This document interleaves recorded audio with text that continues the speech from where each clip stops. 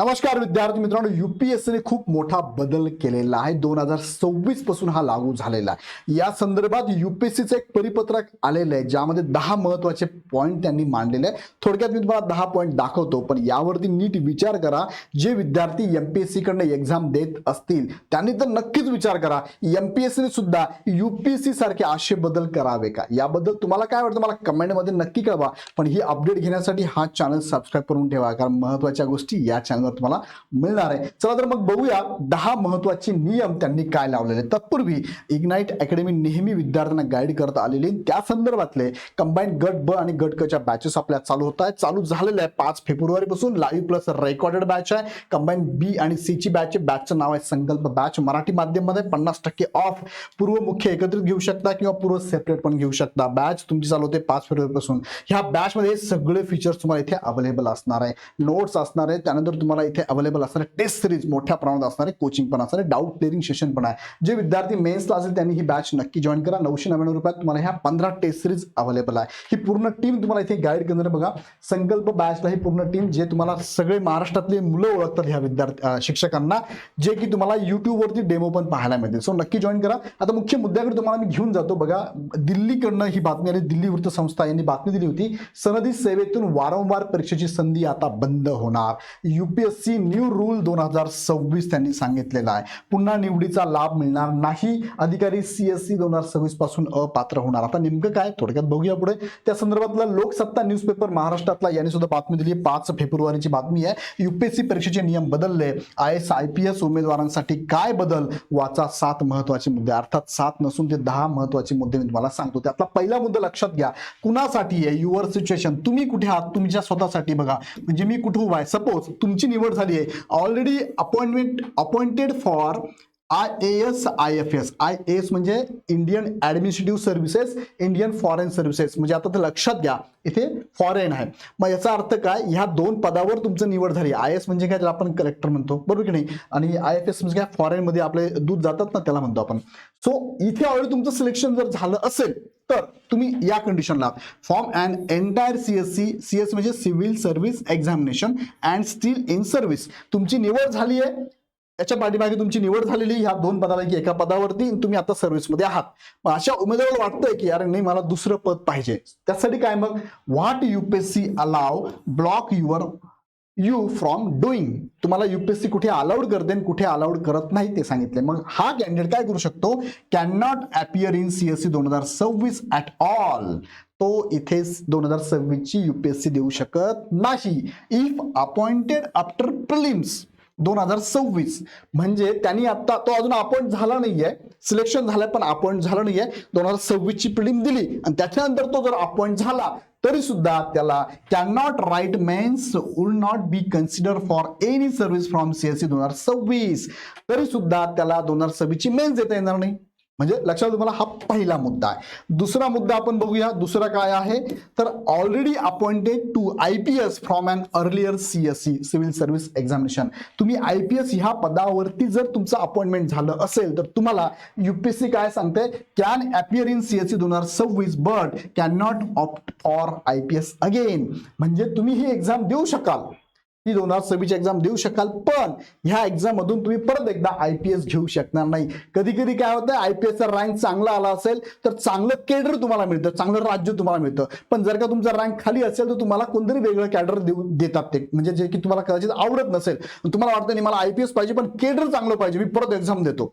पण असं जो कॅन्डिडेट असेल तो परत एक्झाम देऊ शकतो पण IPS घेऊ शकत नाही. तिसरा मुद्दा काय केला त्यांनी, अलोकेटेड IPS ग्रुप ए. आता ग्रुप ए आहे IPS सेंट्रल सर्व्हिस मध्ये थ्रो, म्हणजे एकतर तो IPS असेल किंवा group A central service through CSE 2026, म्हणजे आत्ताच्या एक्झाम मधून, आत्ता एक्झाम देणार. जर तो IPS मध्ये गेला किंवा ग्रुप ए सेंट्रल सर्व्हिसला जर गेला तर allowed 1 improvement attempt in CSE 2027 using 1 time training examination. याचा अर्थ तो जर आत्ताच्या एक्झाम मधून IPS झाला किंवा सेंट्रलच्या ग्रुप ए मध्ये सिलेक्शन झालं असेल तर त्या कॅन्डिडेटला परत एकदा इम्प्रुव्हमेंटसाठी काय 2027 ची एक्झाम देता येणार आहे आणि त्याला 1 टाइम ट्रेनिंग, म्हणजे आत्ताचं किंवा पुढचं टाइम ट्रेनिंगचं एक्झामिनेशन मिळणार आहे.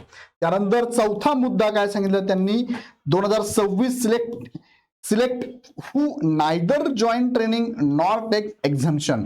जर 2026ला तो सिलेक्ट झाला पण त्याने काय जॉईन केलं नाही ट्रेनिंग आणि एक्झाम्शन पण घेतलं नाही, ट्रेनिंग पण जॉईन केलं नाही, एक्झाम्शन घेतलं नाही, एक्झाम्शन घ्यावं लागतं ना, पण त्याने ट्रेनिंग जॉईन पण केलं नाही, एक्झाम्शन पण घेतलं नाही, तर 2026 सर्व्हिस अलोकेट कॅन्सल, त्याची सर्व्हिस 2026 जी सर्व्हिस आहे ती कॅन्सल होऊन जाईल. त्याला म्हणूया आपण की त्याला अपॉइंटमेंट जी आहे ती मिळणार नाही. ओके. नंतर 5वा मुद्दा आहे महत्वाचा, appear in CSE 27 after taking एक्झाम्शन. जर त्याने एक्झाम्शन घेतलं आणि 2027 ची एक्झाम जर दिली तर काय होईल, if better service in 2027 choose between 2026-27 order gets cancel. म्हणजे त्याला मग चूज करावं लागेल. सपोज त्याला आता CSE मध्ये एक सर्व्हिस मिळाली, त्यांनी एक्झाम्शन घेतलं ट्रेनिंगचं आणि पुढची एक्झाम दिली 27 ची, मग त्याला 26 आणि 27 मध्ये 2 पोस्ट मिळाले असेल तर त्याला सिलेक्ट करायची दोघांपैकी एक. जर दोघांपैकी एक सिलेक्ट नाही केली तर कॅन्सल होऊन जाणार आहे. आणि 6वा मुद्दा यामध्ये, appear in CSE 2027 but get no services can go back and join 2026 service. म्हणजे एखादा 26 मध्ये सिलेक्ट झालाय आत्ताच्या एक्झाम मध्ये आणि परत 27ला पण त्याने एक्झाम दिली टर्म कंडिशन आणि तो जर का 2027ला सिलेक्ट नाही झाला, त्याला सर्व्हिस नॉट गेट सर्व्हिस नाही भेटली, तर तो परत 2026च्या पोस्टला जॉईन करू शकतो. Doesn't join training of which ever service finally chosen. 26-27 पैकी जी सर्व्हिस त्यांनी सिलेक्ट केली असेल त्याचं जर ट्रेनिंग त्यांनी जॉईन नाही केलं तर बोथ अलोकेशन कॅन्सल होणार. त्यानंतर after using this one improvement attempt, 2027चा इम्प्रुव्हमेंट अटेम्प्ट त्यांनी दिला, cannot appear in CSE 2028 onward unless you resign.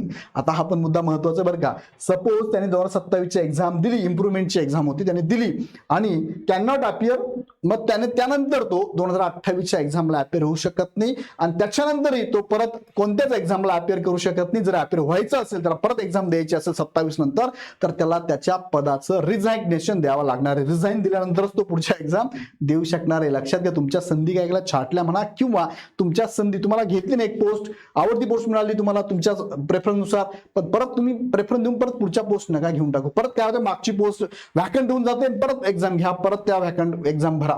तुम्हाला पोस्ट दिली होती, तुम्ही घेतली नाही, परत तुम्ही घेतली, काही दिवस केली, परत सोडली, परत पुढची एक्झाम दिली, परत सिलेक्शन झालं. अशा गोष्टी होऊ नये यासाठी इथे UPSCचे नवीन रूल लावले. Already in any service from CSE 2025 or earlier, तुम्ही कोणत्याही सर्व्हिसमध्ये जर असाल 2025 किंवा त्याच्या अगोदरच्या सर्व्हिसमध्ये, तर one chance to appear in either CSE 2026 और 27 विदाउट रिझायनिंग.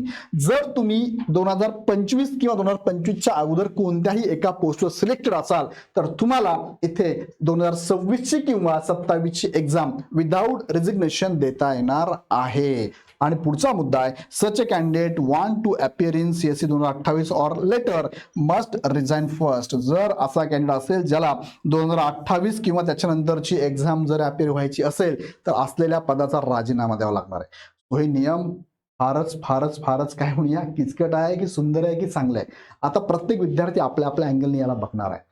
सो विद्यार्थी मित्रांनो, एक अधिकारी म्हणून जर बघत असाल एखादा कॅन्डिडेट तर तो म्हणेल हे आमच्यावरती अन्याय. एखादा विद्यार्थी जो प्रिपरेशन करतो तो बघत असेल तो म्हणेल हे चांगली गोष्ट आहे. का एकदा अधिकारी झाला ना मग परत कशाला एक्झाम देतोय. बघा, काही अधिकारी असे पण आहेत की एकदा अधिकारी झाले होते, क्लास 1 ऑफिसर होते, ते दरवर्षी एक्झाम क्रॅक करतात आणि एक पद घेत जातात.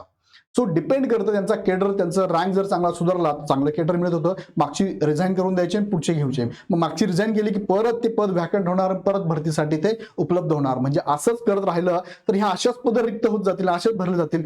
सो असं होऊ नये यासाठी नवीन विद्यार्थ्यांना संधी मिळावी यासाठी कदाचित मी सगळ्या गोष्टी बोलतोय ना हे याच्या आधारे बोलतोय, माझं बोलत नाही. सो याच्यासाठी UPSCने हे नियम लावलेले असावेत. सो याच्यावर तुम्हाला काय वाटतं तुम्ही पण सांगा. पण एक महत्वाचा मुद्दा मी तुम्हाला सांगतो, एकदा पोस्ट मिळाल्यानंतर पुन्हा परीक्षा देऊन पोस्ट घेण्यासाठी MPSCने नियम बनवावेत का. आता बघा, मागे तुम्ही माहिती असेल MPSCने UPSCच्या धर्तीवरती एक्झाम घेण्याचं ठरवलं डिस्क्रिप्टिव्ह लेवलचं. मग आता UPSCने जर हा बदल केला असेल एक्झाम देण्यासंदर्भातला, एकदा सिलेक्ट झाल्यानंतर परत एक्झाम कोण देऊ शकतं, कशा देऊ शकतं, काय कंडिशन असणार आहे, हे नियम तुम्हाला MPSCला लावले तर आवडतील का. तुम्हाला काय वाटतं मला कमेंटमध्ये नक्की कळवा.